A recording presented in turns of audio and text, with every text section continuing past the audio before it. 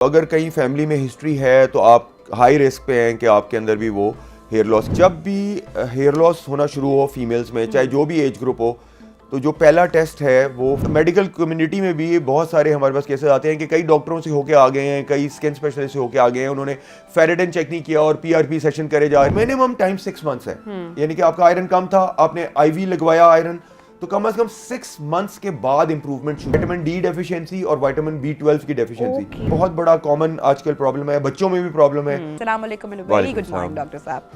अच्छा, सबसे पहले तो हम बात करेंगे बालों की हेल्थ के हवाले से, बालों की सेहत के हवाले से। मर्द और ख़वातीन को दोनों को हम बारी बारी मैं चाहूँगी कि डिस्कस करें। मर्दों के भी जो मसले मसाइल हैं उनको भी तस्करा करें, लेकिन हम आगाज़ करेंगे ख़वातीन के हवाले से, क्योंकि ख़वातीन बड़ी कॉन्शियस भी होती हैं। और जो एक सबसे मेजर या कॉमन मसला जो कि हमने मोस्टली बहुत सारे ही ख़वातीन से सुना है, हेयर फॉल का। तो यहाँ से स्टार्ट करते हैं, फिर आगे जितने आपके मसले हैं वो मेरे भी मसले हैं, उनको हम ज़रा केटर करते जाएंगे, डॉक्टर साहब से पूछते जाएंगे हेयर फॉल की क्या रीज़न है। हाँ, देखिए, सबसे पहले तो ये समझने की ज़रूरत है कि मेल और फीमेल हेयर लॉस बिल्कुल डिफरेंट है और उनके कॉजेज़ भी बहुत डिफरेंट हैं।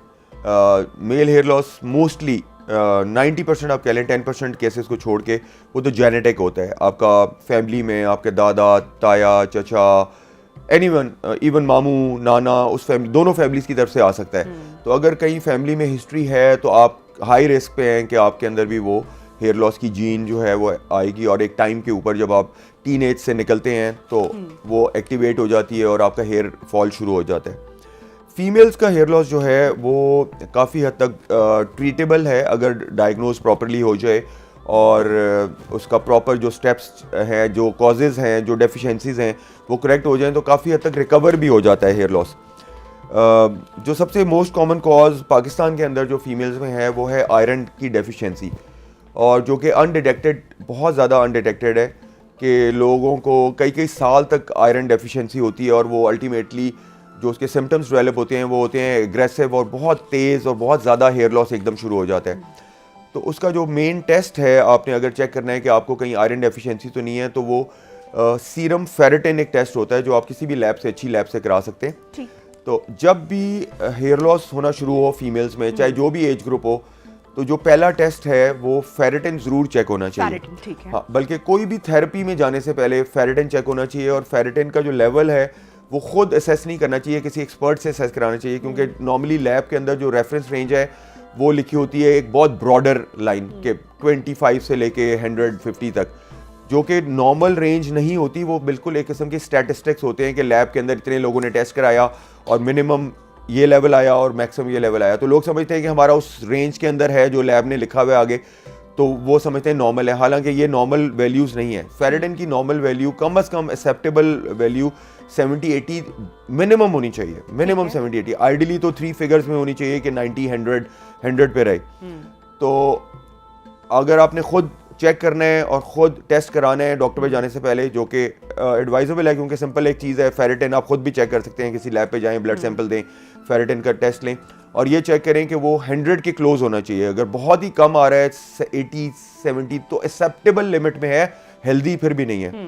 अगर इससे कम है दैट मीन्स कि आपको आयरन सप्लीमेंट्स चाहिए। अब आयरन सप्लीमेंट्स के अंदर प्रॉब्लम ये है कि अक्सर लोग हमारे यहाँ पे आयरन ओरली एक्सेप्ट नहीं करते, स्टमक एसिडिटी हो जाती है, स्टमक की वैसे प्रॉब्लम होती है, गैस्ट्राइटिस होता है लोगों को, तो उसमें मोस्टली फीमेल्स के अंदर आईवी आयरन, जिसमें वीनोफर की ड्रिप है, फेरो इंजेक्ट की ड्रिप है, जो प्रेगनेंसी से पहले, प्रेगनेंसी के दौरान भी लगती है।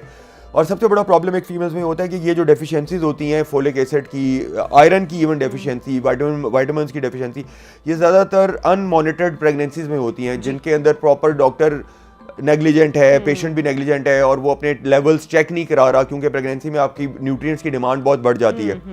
तो फोलिक एसिड एक ऐसा सप्लीमेंट है जो आपने लेना है, विटामिन, मल्टीविटामिन जरूर लेना चाहिए और आयरन मॉनिटर करना चाहिए, यानी कि सीरम फेरेटिन। लोग एक और भी प्रॉब्लम करते हैं कि आयरन का लेवल चेक कर लेते हैं, जो कि फ्री आयरन ब्लड में, और लास्ट ट्राइमेस्टर में तो वो काफी बहुत ज्यादा इनका ड्रॉप कर जाता है। हाँ, तो अक्सर ये डेफिशिएंसी शुरू होती है प्रेगनेंसी में और अनडायग्नोज चलती रहती है कई सालों तक। अच्छा। इवन मेडिकल कम्युनिटी में भी बहुत सारे हमारे पास केसेस आते हैं कि कई डॉक्टरों से होके आ गए हैं, कई स्किन स्पेशलिस्ट से होके आ गए हैं, उन्होंने फेरेटिन चेक नहीं किया और पीआरपी सेशन करे जा रहे हैं, मीजोथेरेपी कर रहे हैं, माइक्रो नीडलिंग कर रहे हैं, और जबकि अगर आपका फेरेटिन कम है और आप कोई भी इन्वेसिव थेरेपी अगर करते हैं विदाउट करेक्टिंग फेरेटिन, तो आपको बेनिफिट एक तो वो नहीं मिलेगा बल्कि उल्टा नेगेटिव इम्पैक्ट हो सकता है। ठीक, तो डॉक्टर साहब ये फेरेटिन कम है तो उसके बाद फिर क्या किया जाए? मोस्टली तो अगर मैंने बताया कि 70-80 से नीचे आ रहा है तो ओरली मुश्किल होता है। ओरली आप ट्राई कर सकते हैं, सेंगोबियन टेबलेट आती है, फीफोलवेट आती है जो आम आयरन के ओरल है, आप ट्राई कर सकते हैं, लेकिन उससे इंक्रीज इतने आराम से नहीं होता अगर एक दफा कम हो जाए। आईवी आयरन ड्रिप लगती है डॉक्टर की सुपरविजन में या हॉस्पिटल की इमरजेंसी में जाके आप, या गायनेकोलॉजिस्ट इवन, आईवी आयरन है उसमें डिफरेंट आती हैं ड्रिप्स आती हैं, फेरो इंजेक्ट की आती है, विनोफर की आती है, मोनोफर आती है, तो वो ड्रिप्स जो हैं वो लगनी चाहिए फिर, और आयरन करेक्ट होना चाहिए, और जितनी जल्दी वो करेक्ट होगा उतना आपका हेयर लॉस कम होना शुरू हो जाएगा। अच्छा, दूसरी चीज़ ये है कि एक दफ़ा फेरेटिन कम हो जाए और आपको हेयर लॉस फेरेटिन की डेफिशिएंसी से शुरू हो जाए तो ड्रिप्स लगवाने के बाद और लेवल को करेक्ट करने के बाद भी आपको वेट करना पड़ता है। लोग इम्पेशेंट हो जाते हैं कि मैंने लगवाया 2 महीने हो गए, 3 महीने, मिनिमम टाइम 6 मंथ्स है। यानी कि आपका आयरन कम था, आपने आईवी लगवाया आयरन, तो कम से कम 6 मंथ्स के बाद इंप्रूवमेंट शुरू होगी। ओके, तो फौरन नहीं होगा। और फिर ये भी है कि उस 6 मंथ्स में आपने मॉनिटर भी रखना है कि दोबारा भी आयरन कई लोगों का कम होता है, जिनका कम पहली दफा हुआ दोबारा भी कम होता है, तो मॉनिटर रखें, ठीक है, क्योंकि लेवल मेंटेन रहना बहुत ज़रूरी है, बजाय इसके कि आपने ऊपर कर लिया एक दफ़ा, फिर आपने छोड़ दिया मॉनिटर करना, फिर वो नीचे गिर गया, फिर आपने आईवी लगवा लिया, तो इस तरह जो ग्राफ ऊपर नीचे का बनता है वो उसका इतना फ़ायदा नहीं होता, कि बजाय इसके कि वो एक कंसिस्टेंट लेवल पे नॉर्मल रेंज में रहे काफ़ी अरसे तक, तो फिर आपको बेनिफिट मिलेगा बॉडी को। सेकेंड पे थायराइड हार्मोन का इश्यूज है, बहुत ज़्यादा फीमेल्स में है, सब क्लिनिकल हाइपोथायराइडिज्म हम कहते हैं।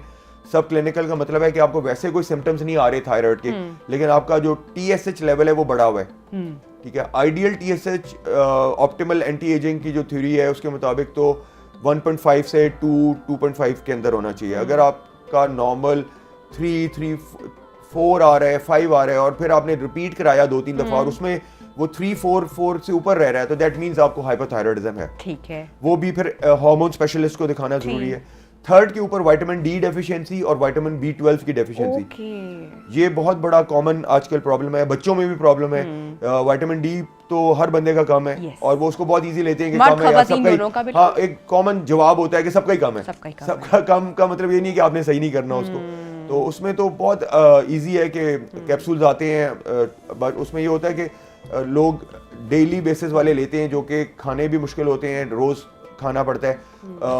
जो सबसे इजीएस्ट विटामिन D का सप्लीमेंट है वो एक कैप्सूल आता है जो आप महीने में 2 दफा ले लें, 2 लाख यूनिट्स का होता है, सनी डी के नाम से, वो आप सस्ता सा होता है 100-200 रुपए का, वो आप जाके हर फार्मेसी पे अवेलेबल है, और एवरी 15 डेज आप ले लें तो आपका विटामिन D लेवल मेंटेन रहेगा। विटामिन B12 का भी। लेकिन ये सब कुछ शुरू करने से पहले आपको एक दफ़ा अपनी टेस्ट जरूर करा लेनी चाहिए कि फेरेटिन चेक हो जाए, TSH चेक हो जाए, विटामिन D चेक हो जाए, विटामिन B12 चेक हो जाए।